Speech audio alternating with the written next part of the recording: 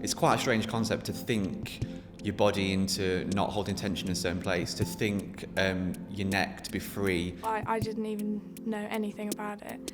And then when I came in here, I did it the first lesson. It was so weird because I walked out and I was like, oh my God, this is amazing. You can act without it. You can get on stage and do whatever without it. But I can only say that through experience, I've felt the moments where I'm tuned into myself. And I mean, your body's like an instrument. This is our craft. This is what we do. People often don't really know what Alexander technique really is. People may just think it applies to music, but it applies to everyday life. What you're really doing is you're understanding your reaction process. It's hard sometimes to put into words, but you get different feelings of feeling the muscles let go, and you build up a picture of like actually how your body and the structure of it is.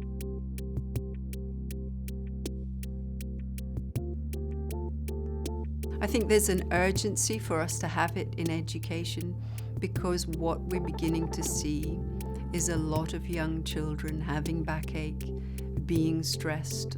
In this particular school, we're dealing with 13 to 18-year-olds. It's such a crucial time as they're forming the patterns that they're going to take through in the rest of their lives. So for me, it's not important, it's crucial. We really don't notice exactly the details of what's going on as we leave it to our subconscious to carry out these very, very common tasks. One of the main difficulties in education at the moment is that the attention span for children is getting less and less and less. And this work of Alexander will teach them how to focus better, to have an easy attention. We so often get people to concentrate very hard for a few seconds, and then their mind goes off somewhere else and they're out the window and throwing the bag out. I think it's really important at the start of formal education, this transition between being at home, starting nursery and then coming through to formal education. Most toddlers have beautiful use, they use themselves really well, they're balanced and coordinated. And then what we find is as they're sitting down more at the table and using a pen and have pressures put upon them, they often lose that coordination and poise. Children are often taught a load of facts or information without being taught how to do things, and that is where the Alexander work helps us. I would like to see every child given the opportunity to blossom as the individual that they are, and that the priority is the means rather than the end. And that from that you get a system where kindness becomes the most important factor in the school day. The Alexander work is really, really important at the basis of it, because it does give them that confidence. It makes them think about what they're doing. So it helps them to think. So to confidently think about what they're going to do and make confident decisions.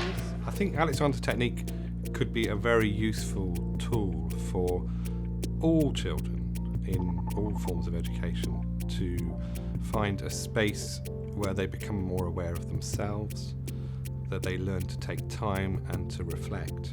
When I'm walking around and you just remember those words, notice, and your head, and you feel like you sort of own the place in a sense, and you can walk around with that freedom and you relax. I think it would be wonderful if more young people had access to lessons.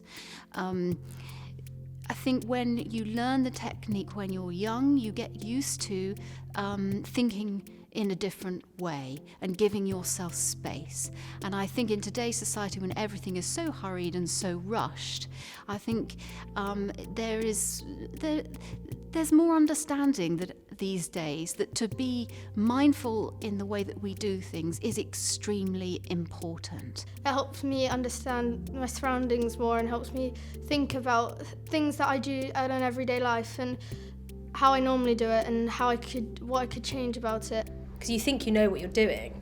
You think you know, I stand easily, I walk easily, but it's not until you have someone kind of there showing you that you can stand taller or be wider in all these kind of directions. So the Alexander technique provides an opportunity for them to breathe, to stop, reflect, and then to improve what they can achieve. I think it is a great shame that Alexander technique isn't more widely known about, because often it's related to sort of arts, musicians, actors, dancers. However, I truly believe if you're human, it's going to help you. I thought it would be really useful in terms of just my performance. I thought that would be the most useful thing, but actually it's been helpful in my everyday life.